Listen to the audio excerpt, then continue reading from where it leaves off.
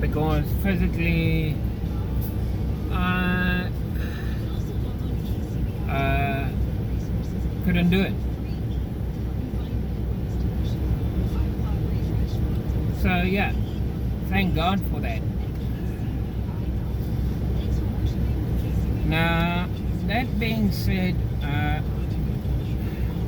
said to God, I did something wrong in life. I'm here. Help me.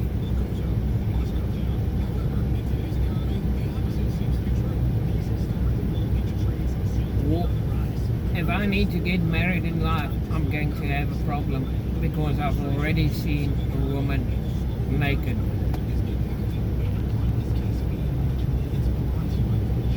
Half naked. Sorry, half naked.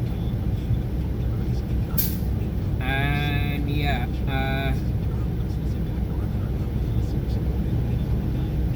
that evening, that afternoon, that night, when I talked to God, I said, God, what now?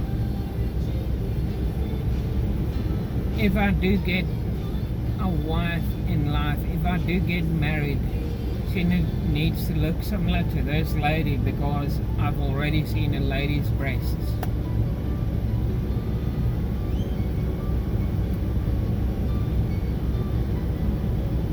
Oh, that totally broke me. Thinking about it back, it changed me in a way that I shouldn't have been changed.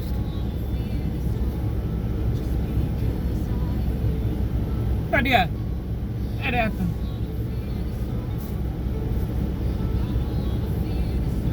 It happened.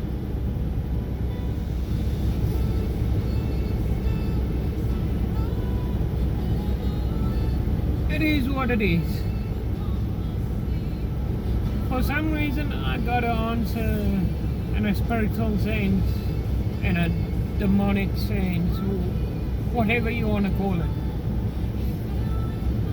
I got to answer that the one I'm going to get married to comes from this town, let's call it Oud Bay.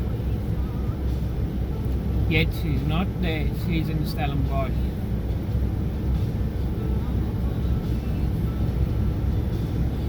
And I couldn't figure out why I got this answer, but I got it. God knows why I got that answer. But yeah, I started going on a Sunday to different churches. The church I was in was nice, kind of spiritual, whatever. And I, like in the morning, go to the one church, in the evening go to another church. And this church in Stellenbosch, I went there a couple of times. Now, because I'm a shy character, I tend to keep to myself.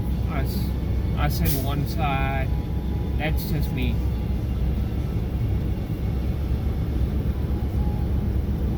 But yeah.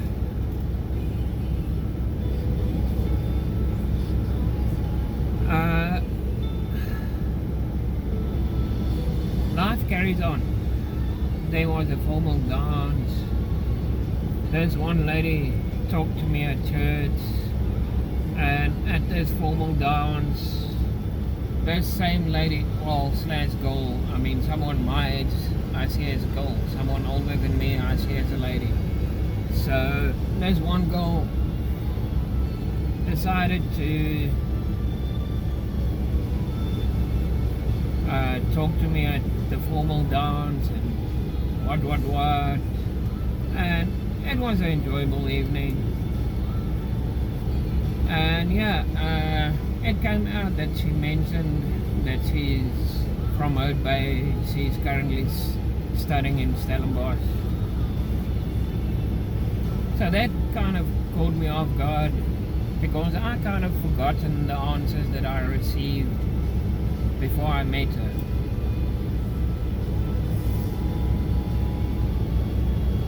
So yeah,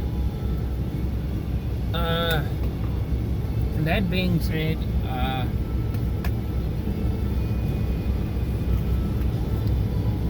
I tried dating her, but it was she was constantly testing me to see what kind of person I am. I think it was kind of our first date that I actually asked her out on. That she said to me, okay, come over, then from there we can go and watch movies. I went to her place, and yeah, she said, no, my one cousin is coming through here, you'll be joining us. So yeah, it was like she tested me, she didn't trust me. And yeah, from her place to the movies, she said, okay, we'll go in our car, you can meet us there. So it was a bit of a disappointment of a first date. It was,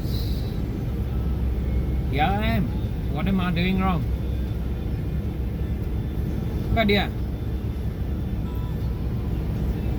after that date, I went to our local shopping mall late at night. Now back then, you can walk inside the shopping mall smoking, doesn't matter.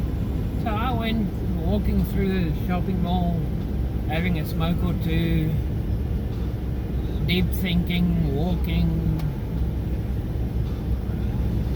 That was at about 11 o'clock at night, 12 o'clock at night, midnight. And because I saw the date as a failure and that she tasted me, I kind of thought, God, why are you working against me? And as I said that, I said, God, forgive me, forgive me, forgive me.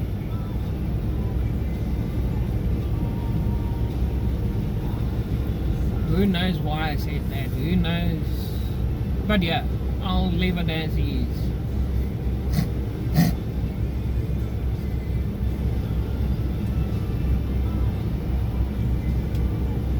So yeah, after that, I said to myself, never again will I wash my vehicle for a day. Never again I'll put polish on the wheels. Never again I'll clean it spotlessly for a day. Never again. I live my life. The vehicle is a vehicle, and whatever is in the vehicle is in the vehicle. I won't ever try and be romantically clean with my vehicle.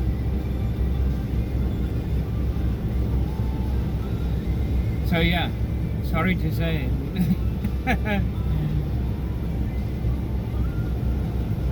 Because of that one lady, I'll never clean a vehicle again. But yeah, time went by, and one night she said, let's go and talk. So we went and talked, and she said, this won't work out, da da da da da da. And I said, okay, thank you, that's it, finished. She got out of the vehicle, I got out of the vehicle, and I went to a coffee shop. And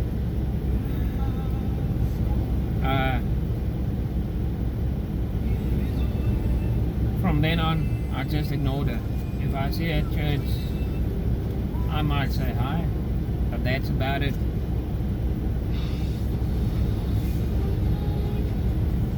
But yeah, so from there on,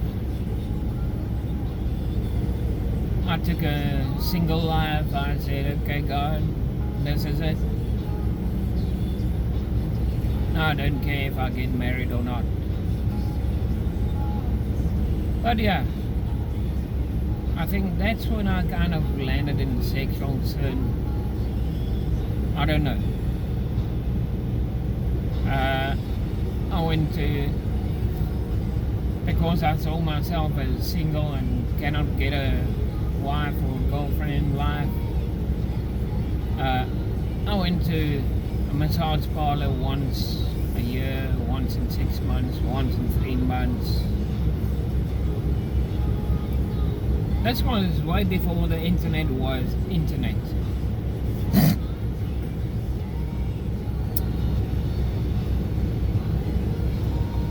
I mean, any person needs human interaction. If you don't get human interaction, then you might end up like me, no teeth at all, become a heavy smoker.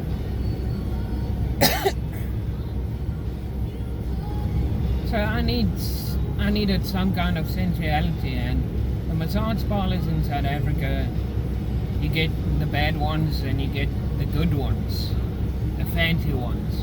Now, I went to the fancy ones prepared to pay, so I know there won't be weird things happening, there won't be sexual things happening at a fancy massage place. Which, in a way, it was true. I mean, afterwards, stuff came out that political leaders went to fancy massage places and they got into trouble and what. And I said, what? These things happen at fancy places? But yeah.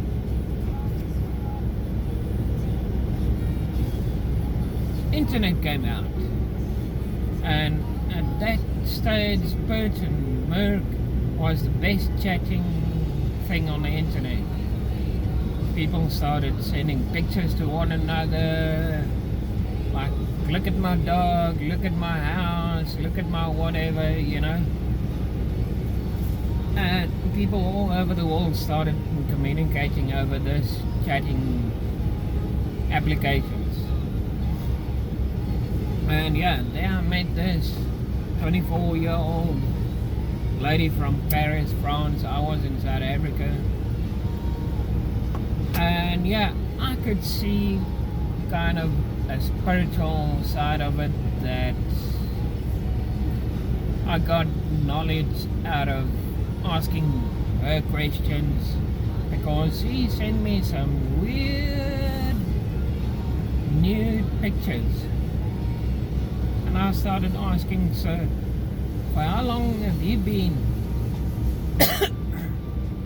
sending pictures, and how long have you been so active, and what? I mean, at the age of 14, she had so many sex with so many men, and she was 24 years of age. I thought to myself, is this happening? Is this stuff going on in the world? But yeah, after that I spoke to a couple of other people. Like, I spoke to a Jehovah's Witness girl. She was about 19, I was about 24, and we were chatting, and she said, no, nothing wrong in that chat, just plain forward chatting.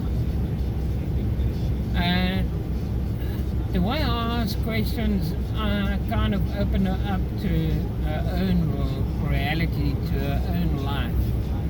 And she said, no, she was kind of, it was an organized marriage. She's married to this guy. He's loving and kind, but she doesn't fit with him.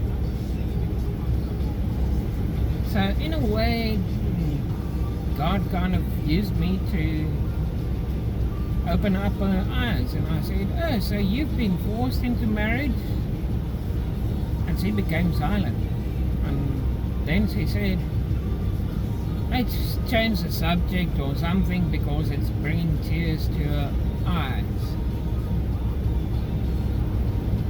But yeah, after that, internet became internet. pornography. Didn't bug me. I mean, yeah, sure, pornography is pornography is pornography. But because I was young, I said, oh, well, it's pornography. I look at it, oh, well. I look at it, oh, well. You know, it doesn't bug you. Now, coming down to the nitty-gritty, I mean, you can say from the age of 21, 22, since I went with this one lady onto Lover's Lane and she was half naked, that's where I kind of fell into sexual sin. The tiniest little steps in life can destroy you. Even although you don't know about it, it can destroy you. The tiniest little things in life can destroy you, can destroy your inner being, your inside, your mentalness. But yeah,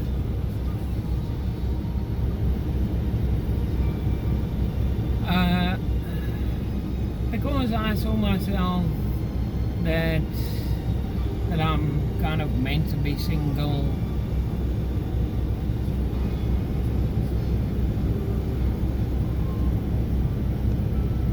I still went to fancy massage places where you get a decent massage without anything weird or anything sexually happening. You can trust, you can kind of trust the people in there. So yeah. Life carried on. Because of political reasons, I moved from South Africa to the USA and stayed on here permanently. I've vowed for myself that I'll never go back there again. Doesn't matter what my immigration status is, doesn't matter what is, I don't belong in Africa.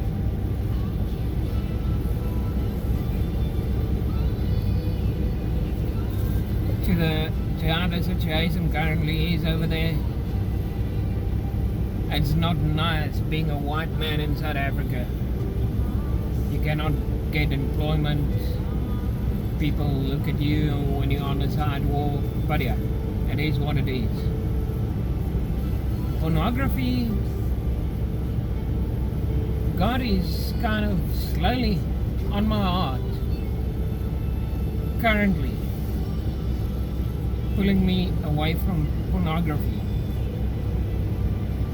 What does that mean? You wonder. Meaning, if I even think of opening the internet, then something tells me, no, keep away. No, keep away. Keep away. So in conclusion, God works with everyone differently.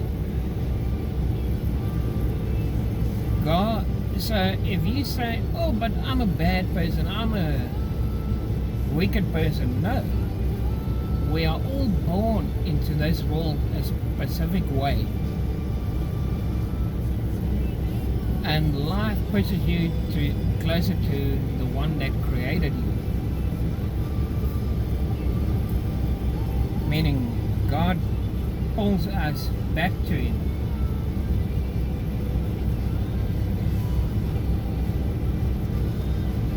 We will have tribulations, we will have troubles in this life.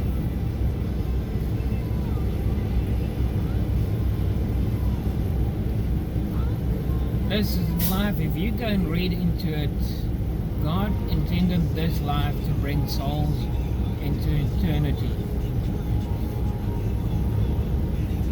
That's why He created this life. That's why He created Adam and Eve. For some reason, God only knows, for some reason, there's no other way to bring souls to eternity. Maybe God is still working on it. Maybe there's signs happening in heaven.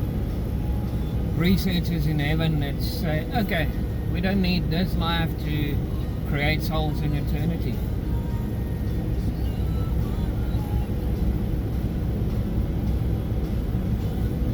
I don't know. I'm just assuming.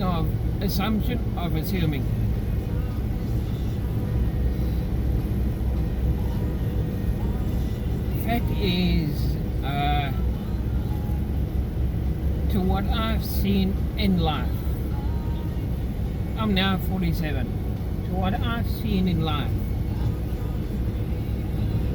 I mean, yes me, I don't have teeth, I don't have false teeth, because I see false teeth as false beauty.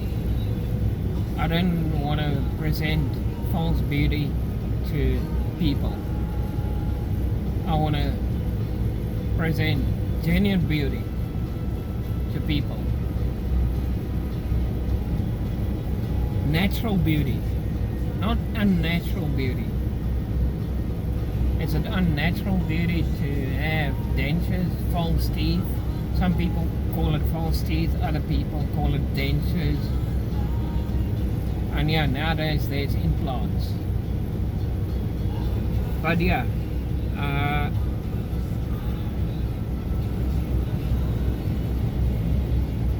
me having no teeth, that even makes the situation greater for not getting married. Because I cannot be romantic with a lady, I cannot French kiss. I mean, that would be a weird one to me. So if it happens that I meet someone, at least I know we'll be romantic, but there won't be any French kissing and there won't be any sex before marriage. Because it's impossible in my mind. So not having teeth, and if I meet a lady, if I meet someone that will bring me closer to God, because that's kind of what marriage is kind of all about. If you go and read in the Old Testament in the Bible, it does mention if a man finds a wife, he finds a good thing. He finds favor with God and he finds success with God. Meaning the wife is meant to pray for the husband and to organize the husband's life so that the husband can be successful in life, and so that the husband can have favor with God, so that God can take him places. Go and read that section of if a man finds a wife, he finds a good thing. It's not a thing, it's a good thing. 4, you'll get favor with God, you'll have success in life.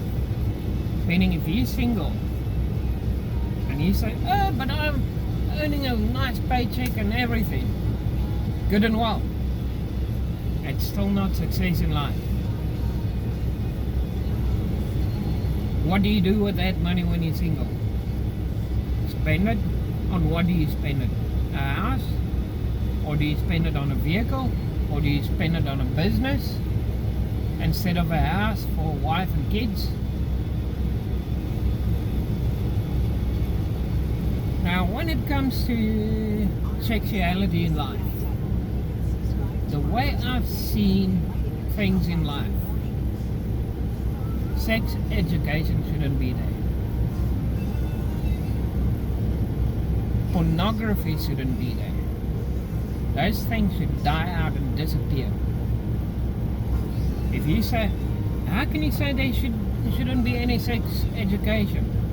I mean, in the beginning of this video, or in the beginning of the previous video, I did mention at the age of 5, I was me and another girl played doctor.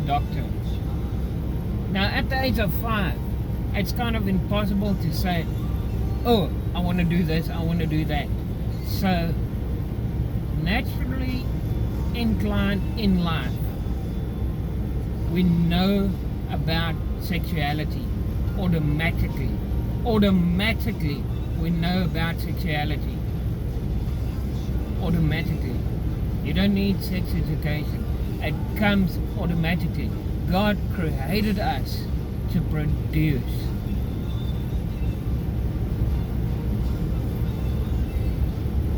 Because of imperfectness, things get a bit messed up. You get to know sexuality before you're ready for it.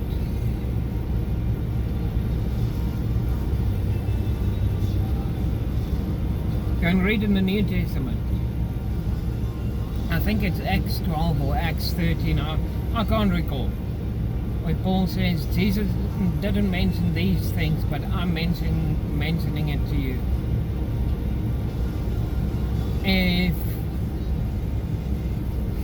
If you wonder about marriage, if you're a non-sexual person and you get married, it's the wrong thing.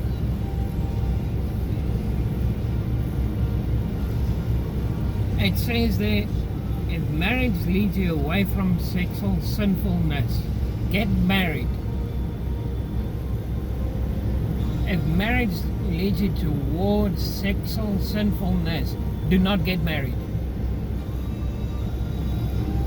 So there's a bit of a trickery in that passage.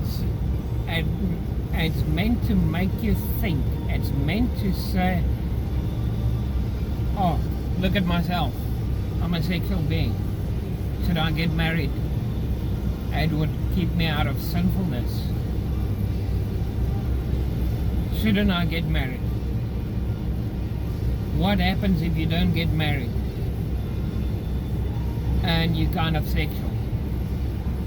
Then you come against the law of the world, governments, authorities.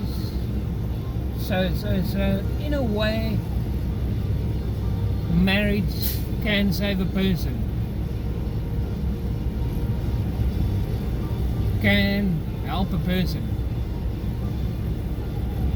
In a way, marriage are meant to build one another up. So if you say, I want to get married for my purposes, that's wrong as well. That's a sinful mind. But if you say, I want to get married to be a better person, to leave a legacy behind, to leave the next generation behind, that's a good thing. But if you want to get married for your own purposes, it's selfishness and it will not work. And this is the best way I can do a testimony video of speaking about my life experiences, not the church outlook experience, not the world outlook experience, but to what I experienced and to what I experienced and to what I experienced. So yeah, it's a bit of a, I can call this video whatever it needs to be called, but hopefully there's information that I'm leaving here. Maybe one day when I'm gone, someone looks at the video on the internet and say, wow, this kind of makes sense, or wow, this is weird, what a weird guy. But yeah, I leave information behind. I mean, I had a couple of heart attacks since 2016, so I might not even be living long.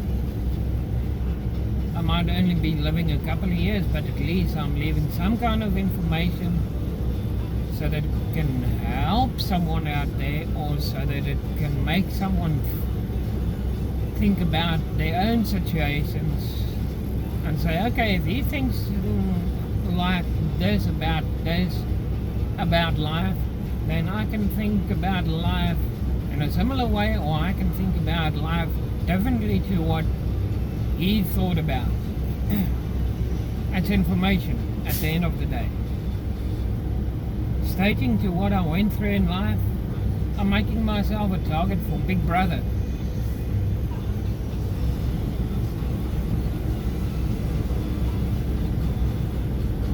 And yeah, it is what it is. What can I do? I just, in some sense, I regret the stuff that I did in my life. I should have been something different.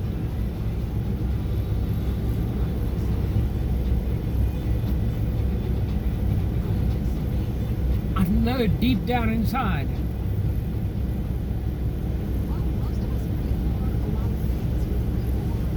but yeah, I'm slowly changing. Why am I slowly changing? God knows why.